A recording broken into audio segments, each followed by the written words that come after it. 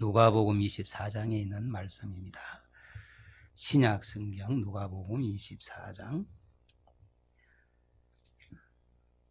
44절 말씀부터 우리 같이 53절에 있는 말씀까지 43절 말씀부터 44절 말씀부터 우리 같이 53절까지 합독을 하도록 그렇게 하겠습니다.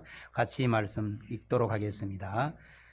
또 이르시되 내가 너희와 함께 있을 때에 너희에게 말한 바 곧 모세의 율법과 선지자의 글과 시편에 나를 가리켜 기록된 모든 것이 이루어져야 하리라 한 말이 이것이라 하시고, 이에 그들의 마음을 열어 성경을 깨닫게 하시고, 또 이르시되 이같이 그리스도가 고난을 받고 제3일에 죽은 자 가운데에서 살아날 것과 또 그의 이름으로 제사함을 받게 하는 회개가 예루살렘에서 시작하여 모든 족속에게 전파될 것이 기록되었으니 너희는 이 모든 일의 증인이라. 볼지어다 내가 내 아버지께서 약속하신 것을 너희에게 보내리니 너희는 위로부터 능력으로 입혀질 때까지 이 성에 머물라 하시니라. 예수께서 그들을 데리고 베다니 앞까지 나가사 손을 들어 그들에게 축복하시더니 축복하실 때에 그들을 떠나 하늘로 올려지시니 그들이 그에게 경배하고 큰 기쁨으로 예루살렘에 돌아가 늘 성전에서 하나님을 찬송하니라. 아멘. 늘 성전에서 하나님을 기쁘게 찬송하는 우리 한길교회 온 성도들이 되기를 그리스도 예수 이름으로 간절히 바랍니다. 오늘 이 본문 가지고 부활의 증인이라는 그런 부활의 증인이라는 제목으로 함께 말씀을 나누기를 원합니다. 믿지 않는 사람들 중에 예수님의 탄생을 믿는 사람은 참 많이 있습니다. 그런데 예수님의 부활을 믿는 사람은 아주 귀합니다. 물론 또 예수 믿는 사람들 가운데서도 예배당에 출입을 하시는 분 가운데도 그리스도의 탄생은 믿지만은 그리스도의 그 부활을 믿지 못하는 사람도 혹시 있다면 참 안타까운 일이 아닐 수가 없습니다. 여러분, 왜 예수님의 탄생은 믿고 예수님의 다시 살아나신 이 부활을 믿지 못할까요? 이성 때문입니다. 죽었다가 살아난다는 것이 이성으로 납득할 수가 없는 일이기 때문입니다. 그런데 성경에는 예수님의 이 부활에 대한 증거가 많이 있습니다. 그 많은 예수님의 부활에 대한 증거 가운데에 몇 가지만 말씀을 올려드린다면, 부활에 예수님이 부활하신 3일 만에 죽은 자 가운데서 살아나신 예수님의 부활의 첫 번째 증거는 예수님이 무덤이 시체가 없다는 사실입니다. 빈 무덤이라는 사실입니다. 여러분, 안식일이 지나고 그 다음 날 예수님이 십자가에 달려 죽으신 지 사흘째 되는 날이었습니다. 예수님을 따르던 여인들은 예수님의 시신에 향품을 바르기 위해서 무덤을 찾아갑니다. 무덤을 찾아가면서도 무덤 입구를 막고 있는 그 돌을 어떻게 굴려낼 것인가 고민하고 걱정하고 염려하면서 그렇게 무덤을 찾았습니다. 그런데 그 걱정은 괜한 걱정이었습니다.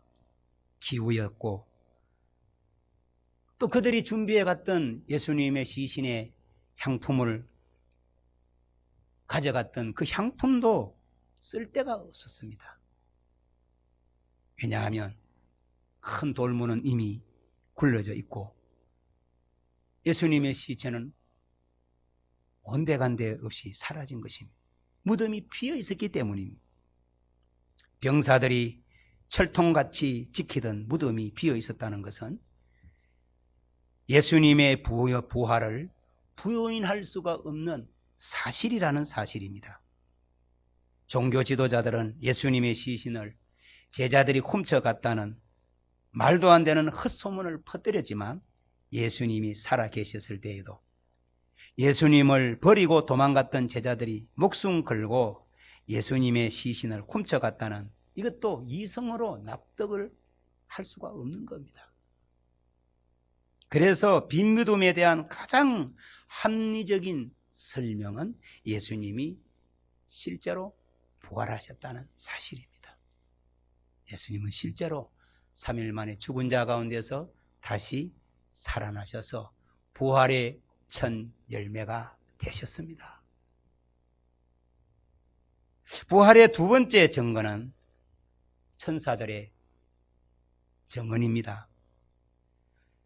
무덤 속에 들어가서 빈 무덤이 비어있는 것을 본 여인들이 근심하고 있을 때 찬란한 옷을 입은 천사들이 나타나서 이 상황을 설명해 줍니다.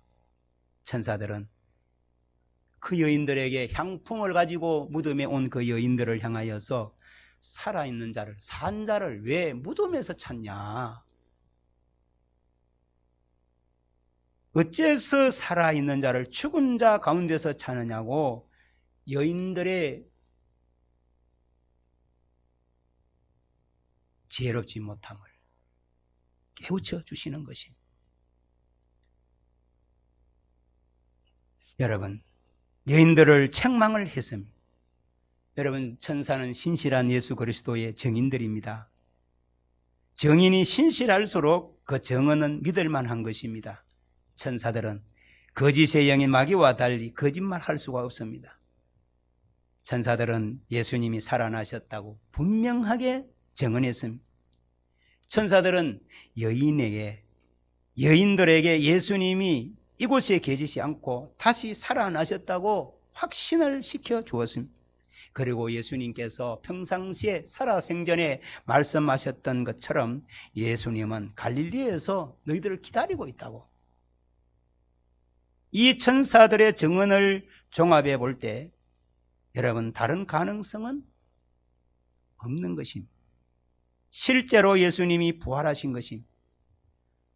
예수님은 빈 무덤이 부활을 증거하고 천사들의 증언이 예수님의 부활을 증언하고 있고, 마지막 하나는 예수님이 생전에 하셨던 말씀이 예수님의 부활을 증거하고 있습니다. 이것은 가장 결정적이고 확실한 증거입니다.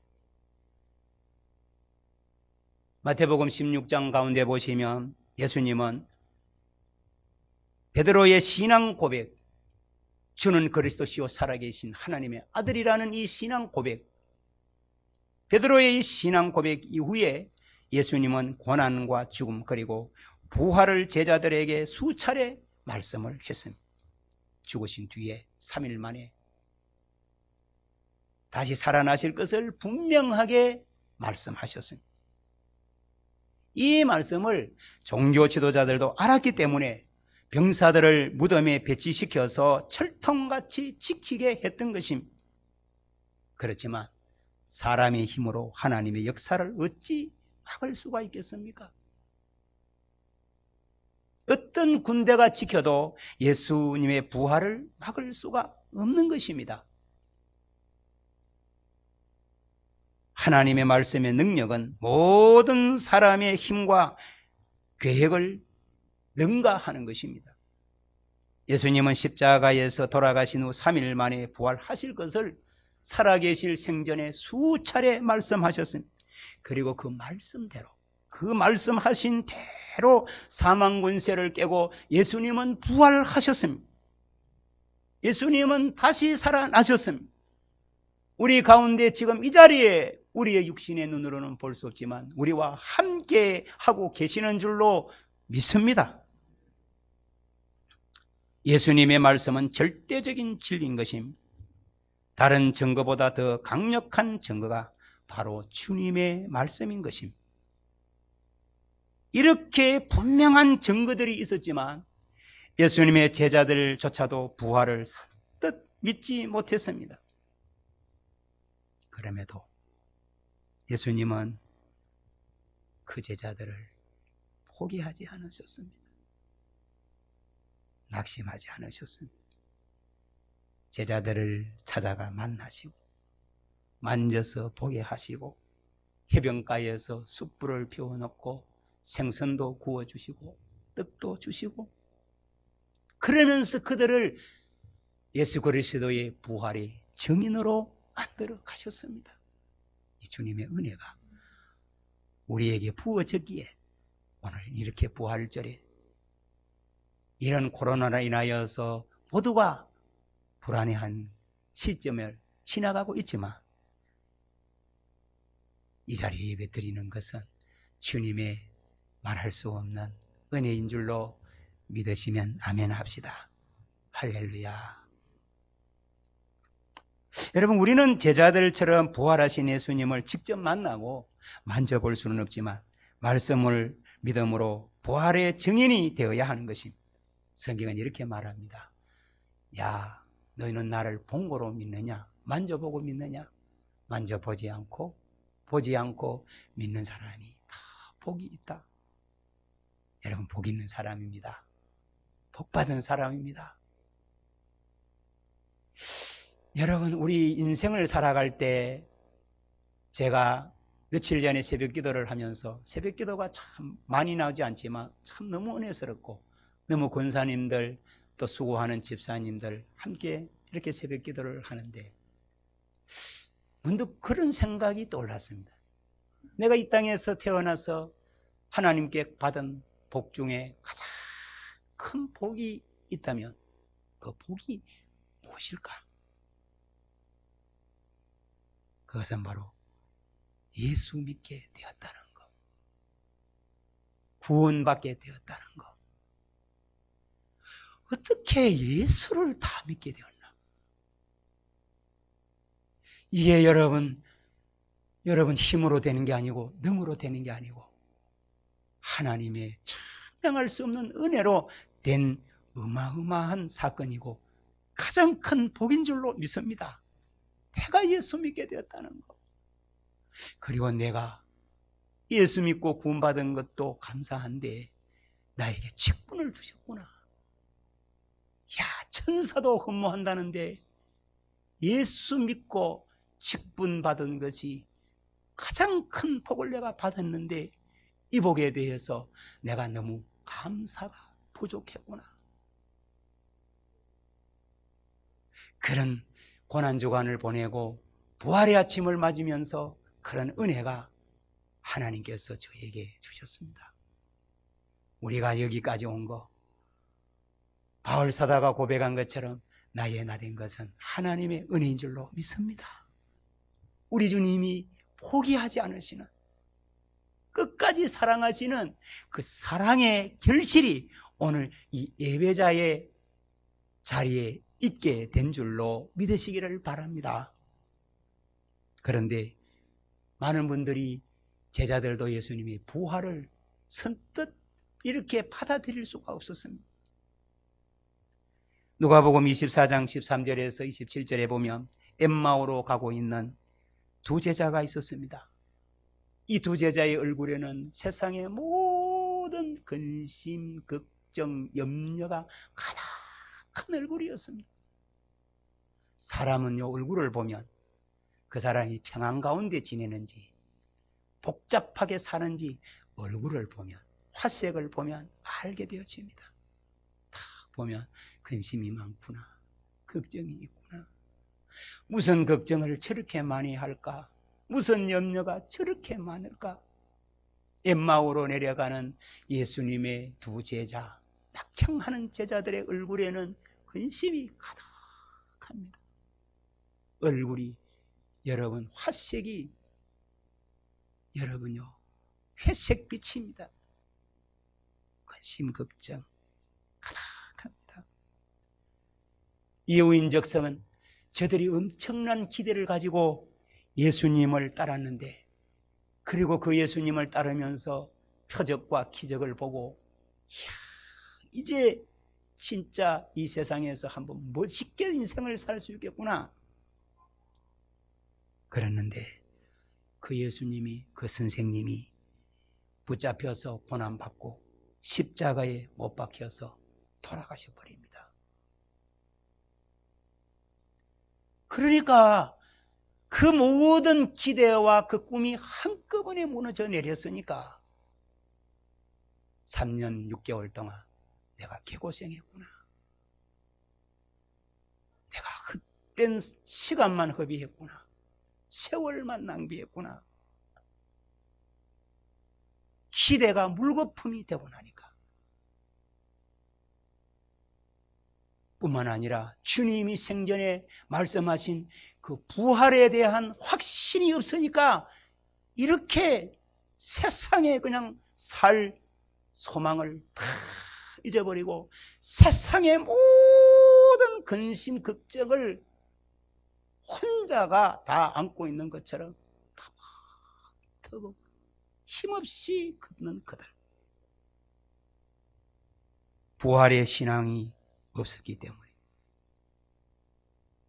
그래서 정말 실망, 절망, 낙심한 가운데 엠마오로 길을 터벅터벅 힘없이 그렇게 걸어가고 있습니다. 얼마나 감사합니까? 그런 제자 주님이 실망하지 않으시고 낙심하지 않으시고 포기하지 않으시고 그들을 찾아오시고 그들을 만나주시고 그들과 동행을 하십니다. 아, 하나님의 은혜로 이 쓸데없는 자 왜 이처럼 사랑하는지 나는 알 수가 없네. 어떻게 참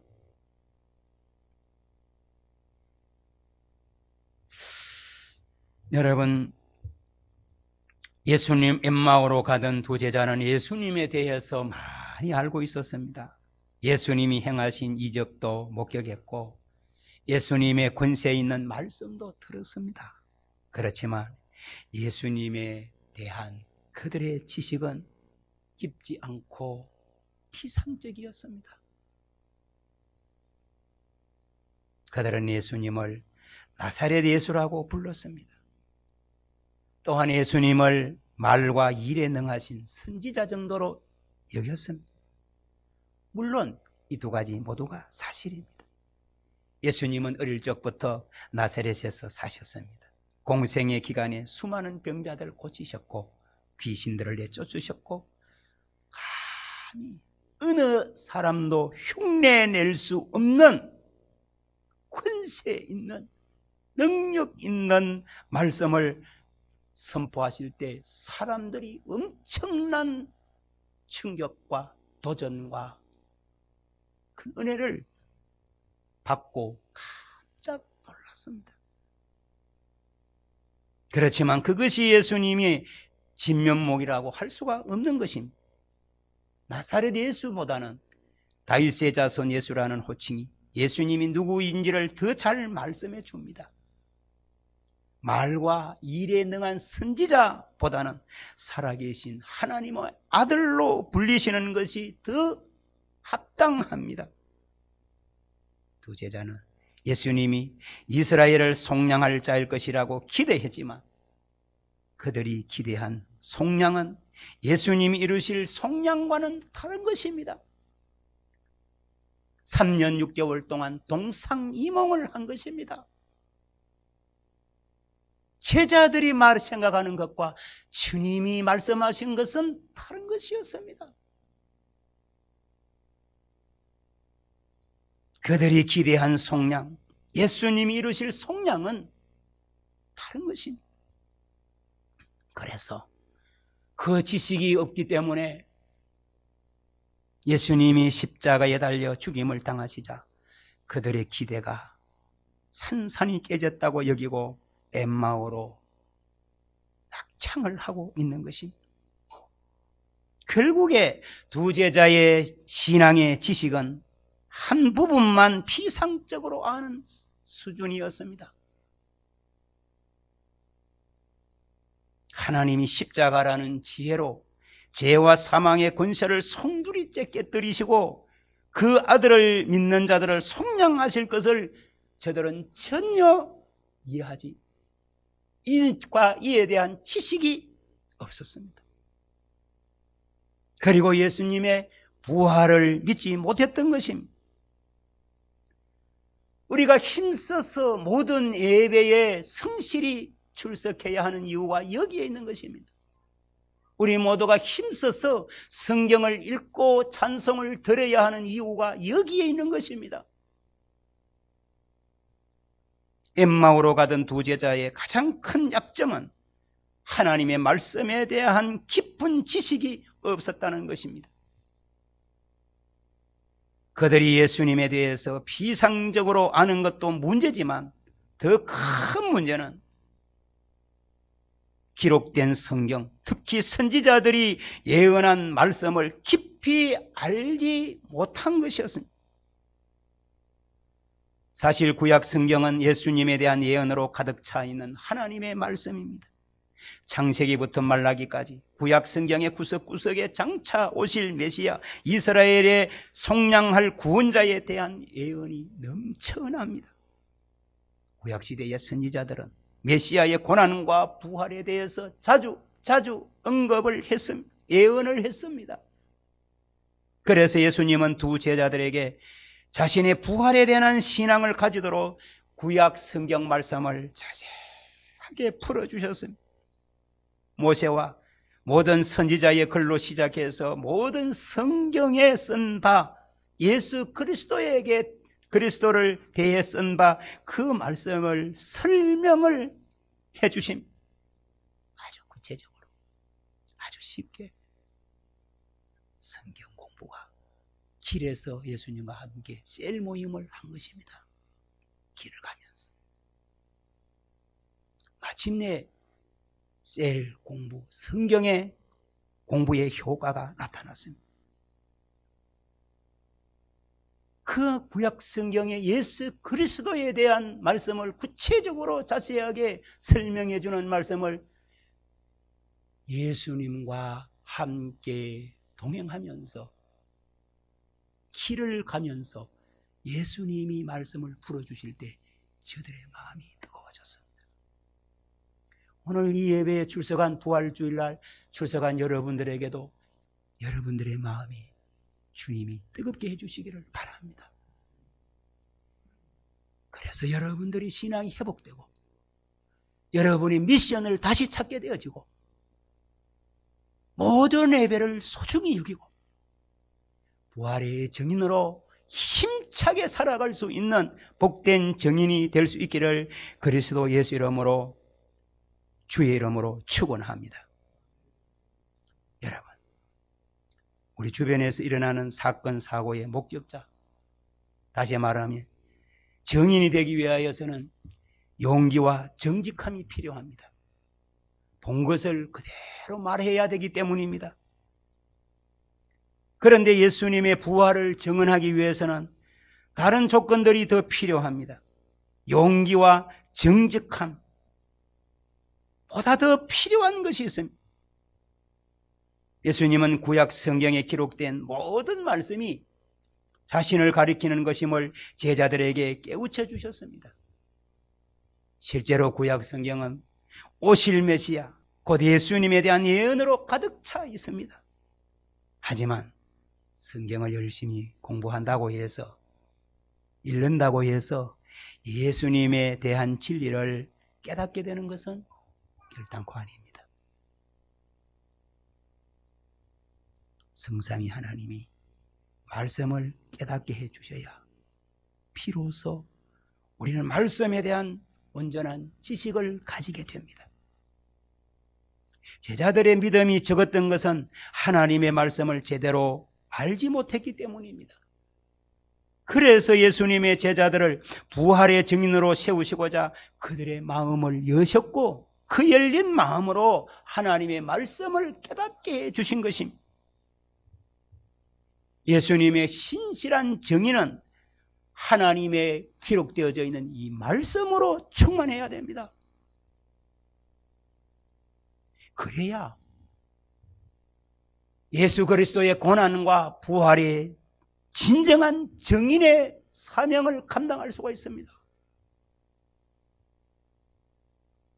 오늘도 유아 세례를 받는 두 가정, 하나님께서 유아 세례를 받게 하셨으니 감사하죠. 받기 전에 문답을 하잖아요. 공부를 합니다. 그 공부를 착실하게 성실하게 잘해야, 그래서 그 부분에 대한 것에 대한 확실히 있어야 다른 사람들한테 세례가 무엇이고 성찬이 무엇이고 그것을 증언을 할 수가 있는 것입니다. 알지 못하는데, 모르는데 어떻게 증언을 할 수가 있습니까? 예수님의 신실한 부활의 증인으로 살려고 하면 말씀으로 충만해야 한다는 것입니다. 그래야 부활의 증인으로서의 사명을 감당할 수가 있는 것입니다. 예수님의 부활을 전하는 것은 사람의 지혜나 능력으로 되는 일이 결단코 아닙니다. 여러분, 말씀을 깨닫는 일이 사람의 능력으로 되는 일이 아니듯이 부활을 믿는 건 역시 사람의 의지나 생각으로 되는 것이 아닙니다. 사랑하는 부활절, 기쁘고 즐거운 마음으로 여러 모양으로 섬기면서 이 예배에 함께 하신 성도 여러분, 믿음은 사람의 행위로 생겨나지 아니하고 오직 하나님의 은혜로 생겨납니다. 또한 믿음은 말씀과 동떨어져서 생겨나는 법이 없습니다. 믿음은 말씀을 들으면서 생겨나는 것이기 때문입니다. 그래서 예수님은 하나님의 말씀을 제자들에게 하나하나 가르쳐 주셨습니다. 말씀을 가르치는 자가 김이 모락모락 나는 그 아침 일찍 가져온 찐빵같이 그런 것을 공개하려고 엿새 동안 씨름을 합니다. 그렇지만 그 말씀 가운데 지난 새벽에도 10분 이상 기도했던 것은 주님께서 마음이 뜨거워지게 하시고 깨닫는 마음을 주시고 듣는 길을 주시고 실천할 수 있는 은혜를 주십시오. 목사가 할 수 있는 것은 따뜻한 밥 지어서 성도들에게 밥상을 차려놓는 것뿐이고, 그 다음은 성령 하나님이 역사하셔야만, 역사해 주실 때 저들의 삶이 변해지고 세상에 빛이 되고 소금이 됩니다. 성령의 기름 부으심이 임하기를 원합니다. 참된 예배가 되도록 삼위 하나님 역사해 주옵소서. 그렇게 기도를 하는 것입니다. 여러분, 믿음은 말씀을 들으면서 생겨납니다. 그래서 예수님은 하나님의 말씀을 제자들에게 하나하나 가르쳐 주셨습니다. 특별히 그리스도의 고난과 3일 만에 부활하신 예수님의 이름으로 제사함을 얻게 하는 회개를 가르치셨습니다. 부활하신 예수님과의 만남에 예수님이 가르치시는 말씀이 더해졌습니다. 이제 제자들은 더 이상 예수님의 부활을 의심하지 않게 되어졌습니다. 그러나 부활의 증인으로 쓰임받기에는 아직 완벽하게 준비되지는 않았습니다. 한 단계가 더 남아 있습니다. 말씀을 깨닫고 부활을 확신하는 것만으로는 증인의 삶을 살아갈 수가 없습니다. 증인의 삶을 살아가려고 하면 반드시 예수 그리스도의 영으로 충만해야 됩니다. 성령으로 충만해야 됩니다. 오늘 부활주일 이렇게 예배에 참석하신 성도 여러분, 여러분이 어느 곳에 계시든 어느 장소에 머물시든 기도할 때 주님, 주일마다 모일 때마다 성령의 기름 부으심이 있는 예배가 되도록 하나님의 예배 가운데 역사해 주십시오. 우리 인간이 할 수 있는 것은 성실하게 부지런함으로, 하지만 그 외에 주의 은혜가 부어지지 않으면 소리나는 구리와 울리는 꽹가리에 불과하오니 그저 왔다가 졸다가 가는 시간이 될 뿐이오니 지식 하나만 더해 담고 주워 담고 그저 예배당 문을 나서는 그것밖에 안 되니 그 말씀이 내 인생을 바꾸어 놓고 내 삶을 새롭게 만들고 가정에서 사회에서 감당해야 할 예수 그리스도의 부활의 증인으로 힘있게 살 수 있는 그 능력은 바로 위로부터 성령의 기름 부으심에 있는 줄로 믿습니다. 그런 기름 부으심이 예배에 있도록 여러분들이 어느 장소 어떤 곳에 있든지 간에 식사를 할 때라도 그 기도는 끊이지 말고 주여 우리의 예배 가운데 성령의 나타나신 기름 부으심이 충만하게 해 주시옵소서. 그런 기도를 드리고 그런 마음으로 예배에 참석하면 회복이 되어지고 치료가 되어지고 응답이 이루어질 줄로 믿습니다. 그런 은혜 가운데 복되게 사시는 우리 한길가족 모두가 되시기를 그리스도 예수 이름으로 축원드립니다.